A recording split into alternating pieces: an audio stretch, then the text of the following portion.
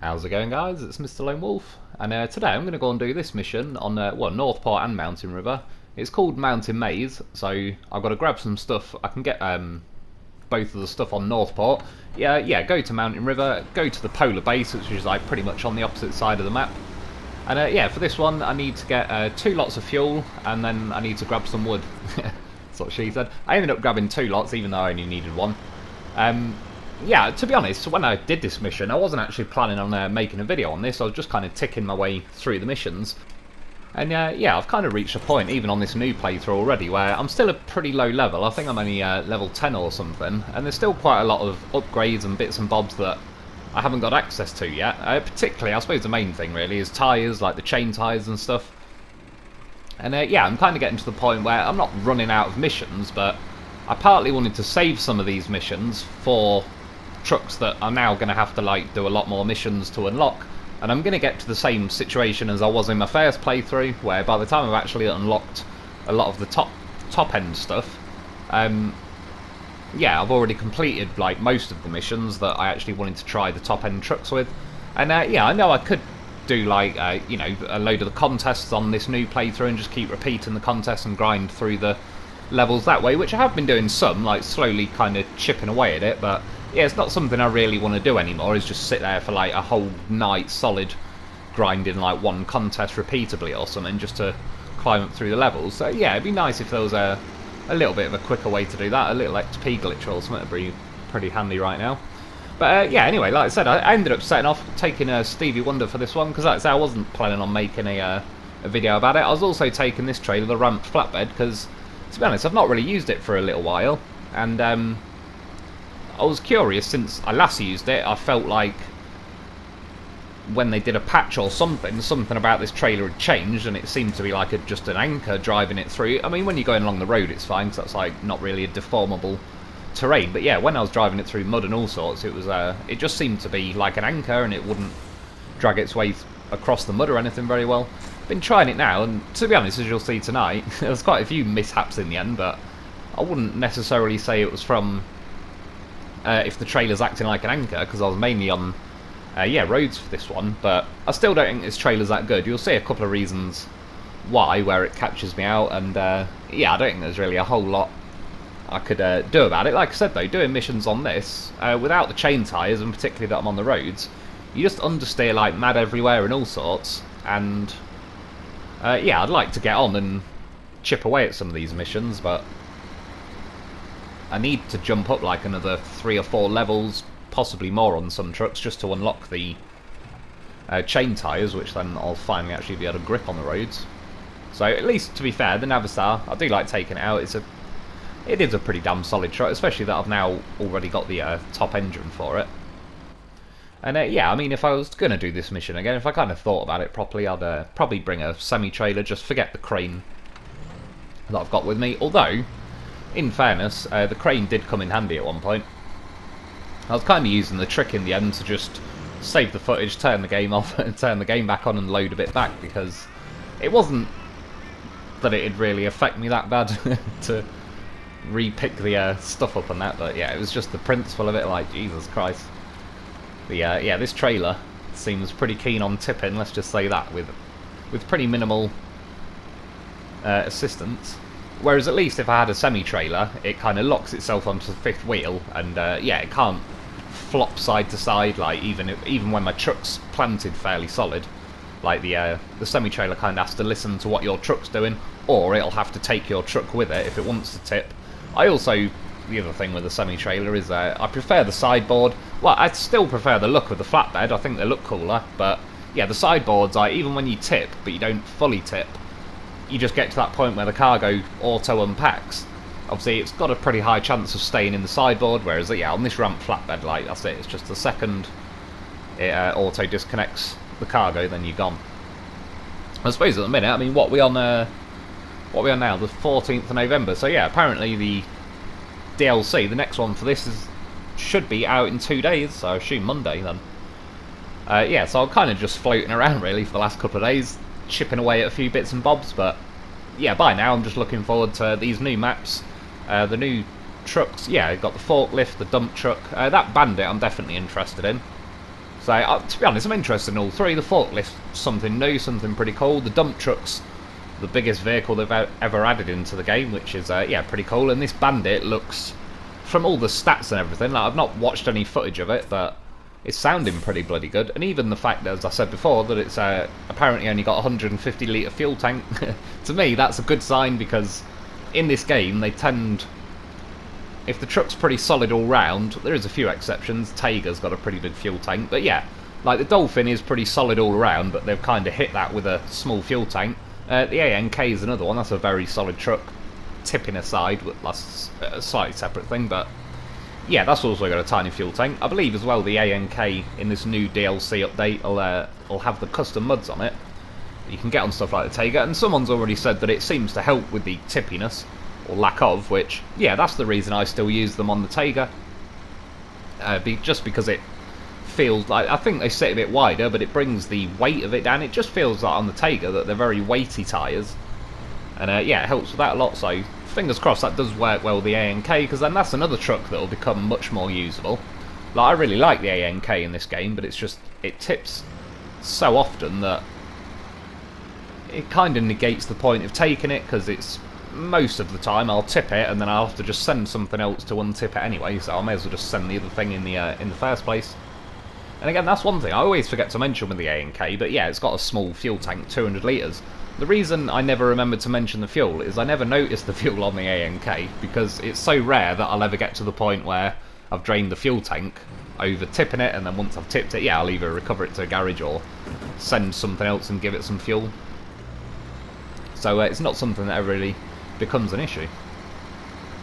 It'd be nice to see as well once they add this update, not just the 2 new maps they're adding, but I believe they're doing some more contracts and stuff for Tamir and Alaska, I believe, so I'm not sure whether it will be on Northport in particular or one of the other maps, but yeah, they'll be pretty cool to try as well, because like those ones they added in Michigan, like cement for the region, I still need to do that super order. I might actually attempt that tomorrow. To be honest, I keep forgetting I've even got it as a mission. I don't know why. And yeah, so I suppose the funny thing with that super order, it's kind of on the opposite end, where it's a pretty cool mission, but it's like, you just look at it and think, oh crap, now I've got to work out the most efficient way to deliver everything. And yeah, I think that's part of the reason why I left it for a little while. And like I say, now I just forget I've even got the mission. But yeah, I mean, on my my first playthrough, I've just been ticking off all random ones. I didn't realise I've still got a fair amount of contests left to do on my first playthrough. Nothing special. I mean, a couple of them are on, I think, this Northport, just like little routes you got to follow. There's nothing to pick up or deliver or anything like that. But yeah, when I scrolled through the actual menu list, I realised I've still got about 5 or 10 that I've not even done yet.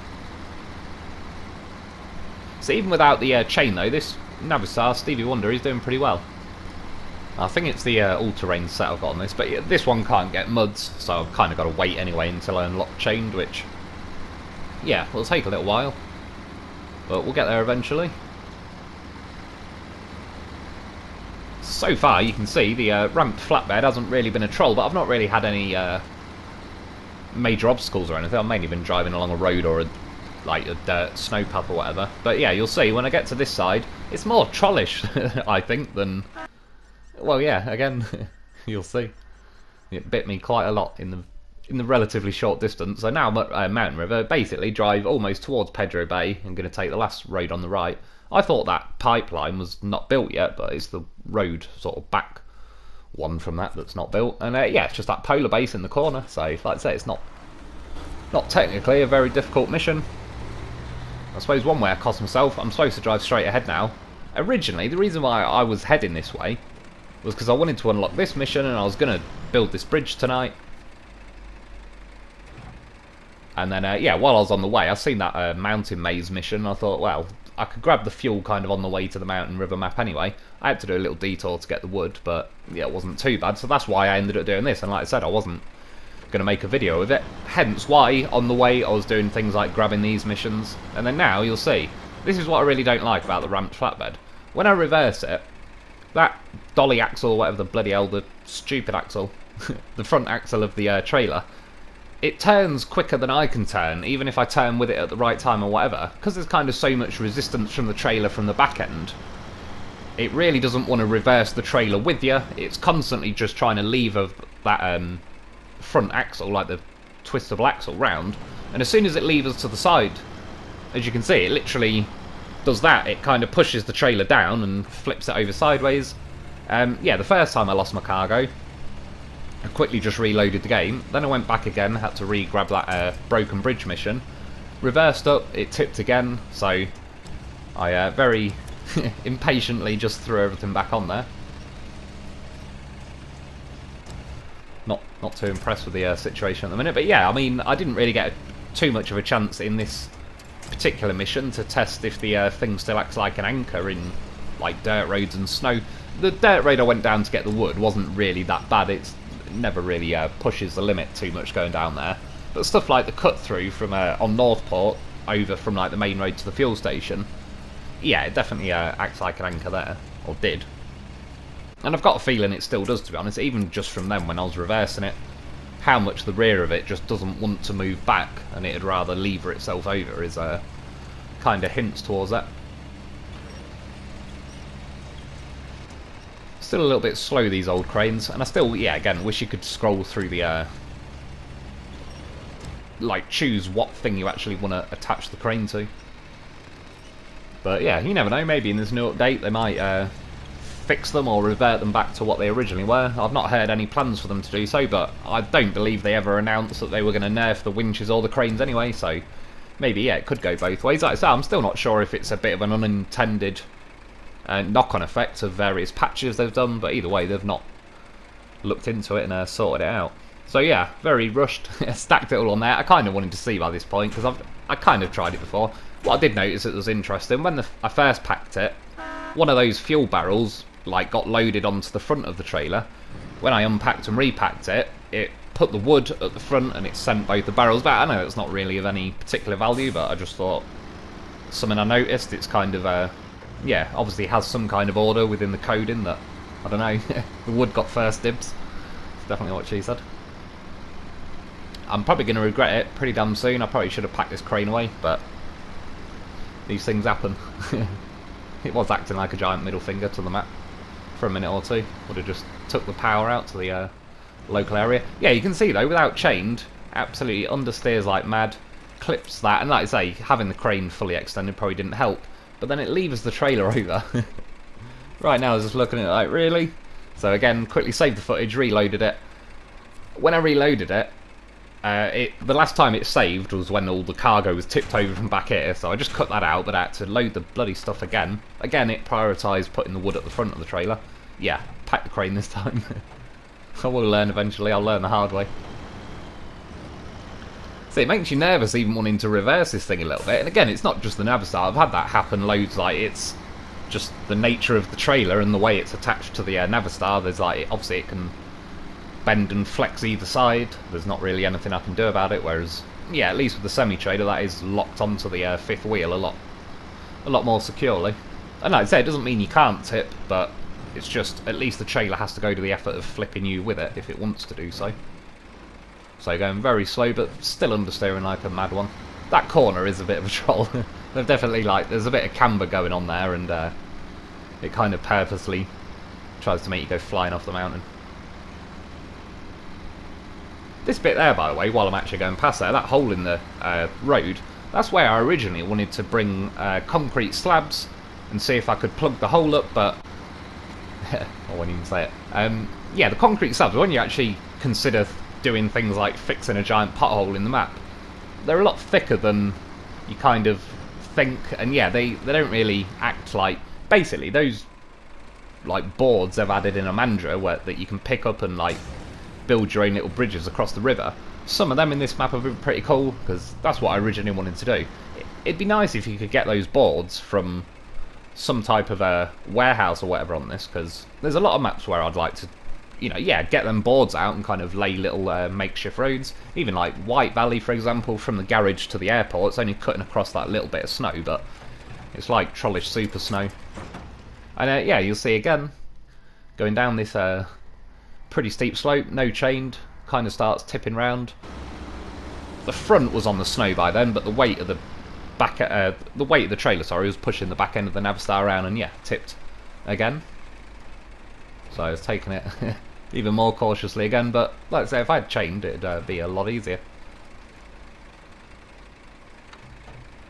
Because there's a couple of other missions I could have done on Mountain River that I sort of wanted to do, but I think one of the things I need to grab is further down this road, not this one where I've just turned off. But I remember from last time when I played this, I can't drive back up that steep road I've just came down until I get chained. They don't have enough grip to get back up there, I'll just wheel spin all day long. So again, I've got to now complete enough stuff to unlock the chain so I can actually get some of the missions that are kind of blocked behind that steep road out the way. And yeah, I mean, this trailer kind of made the Navistar look not that great in this situation, but of all the hours, I mean, this is up there in probably the top 5 trucks I've spent the most time in. And it doesn't tip a lot, I wouldn't say, but the trailer was really, really not helping the situation. See, that's another mission I've got to do, take that curtain side trailer somewhere, but again, I won't be able to get up that hill, so it's not something I can do. But anyway, we got here in the end. Took a few little cheeky reloads of the game and stuff, but yeah, we're done. That's what promoted me, that's what got me to level 10, so I've still got about another 4 levels to go until I can get the chain. Yeah, that's another one off the list. That's about it for today. I hope you enjoyed, thanks for watching, and I'll be back soon.